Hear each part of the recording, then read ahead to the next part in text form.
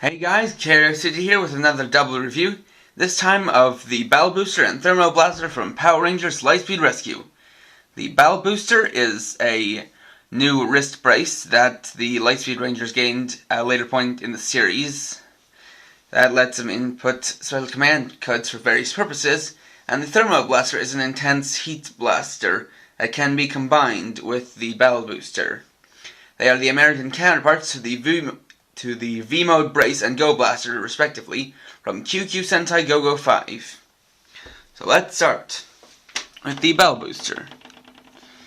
The Bell Booster originally came with three things: the booster itself, this tray, and a wrist strap, but I am missing the wrist strap. And the Thermo Blaster originally came with the blaster and a little rocket booster attachment, but I'm missing that as well. So we'll start off with the Battle Booster. Designed like a rocket ship, it has some nice silver and black paint with a couple of shiny stickers and translucent red plastic, as well as these rubber blue buttons. I have 1 through 9 and a V, which is the enter button.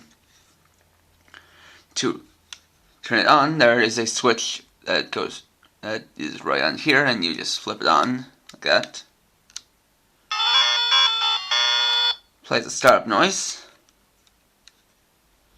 and to unlatch it, you press this switch, open up these wings, and then you can remove it, revealing 3 codes. This thing has a standby sound that goes off every couple seconds to let you know it's on.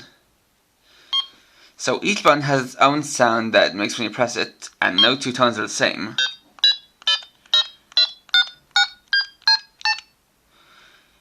You can also do random combinations of the sounds. But we'll get right into the 3 codes. The first code is for a Lightspeed Solar Sword, and that is 356. The second for the Omega Megazord is 456.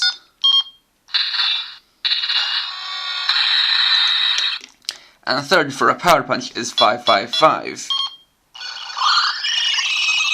And the fact that that's also Kamen Rider 5's Henshin code is purely coincidental, since QQ Sentai Go-Go 5 came out years before Kamen Rider 5's.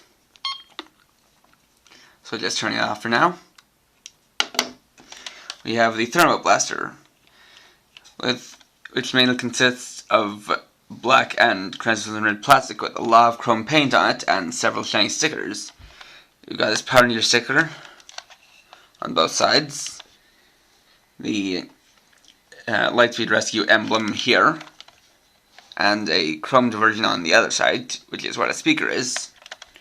Got this window here, and this translucent red muzzle, with several spots of chrome along the various parts of it, and a translucent red trigger.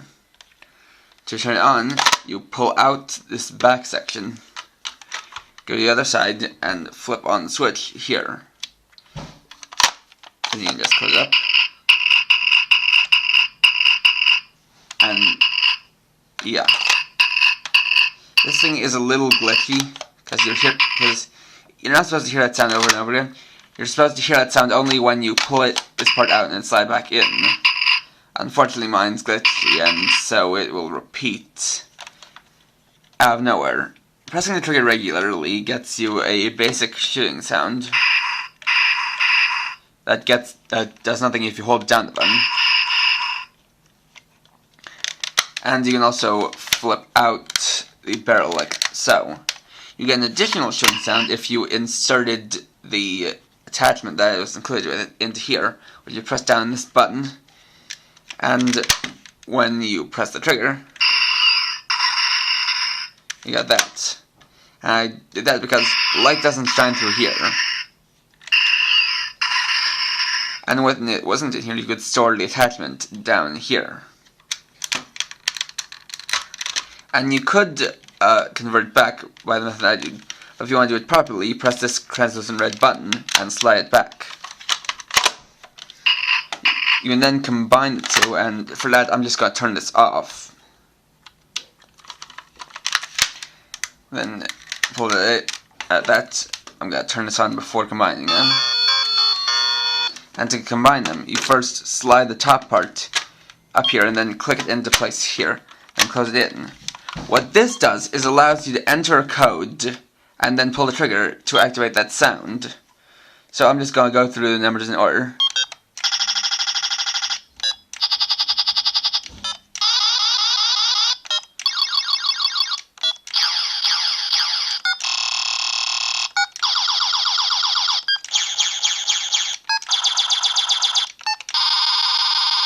And you can still do combinations.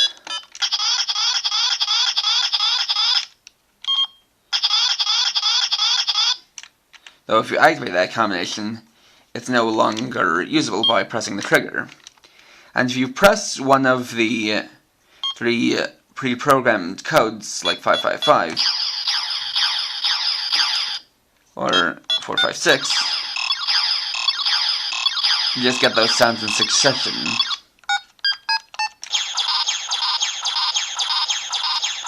Now this is a nice feature that adds a lot of playability to both of them. Since by regular activating the codes, you only get them for a few seconds, but if you use it in the Thermo blaster, you get to use it continuously until you either turn it off or activate the code with the enter button. So you've really got a lot of potential with 10 numbers here and combinations of 3. You really have a lot of potential limited only by your imagination. Though it only does the last 3 numbers you input. So if you say did 456, and then did something like 45689, it would do 689. Then when you can just remove it, close everything up.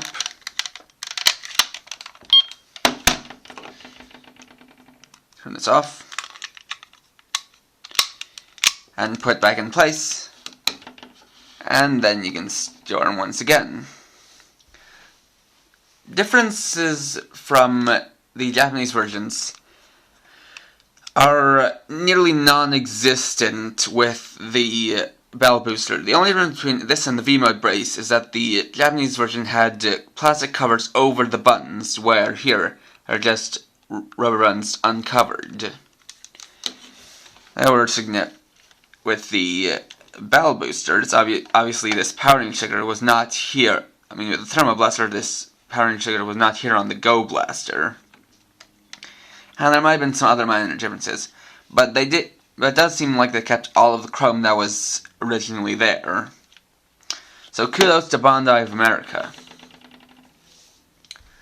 So please rate, comment, subscribe, and all that good stuff. And for now, this is KRX50, writing off.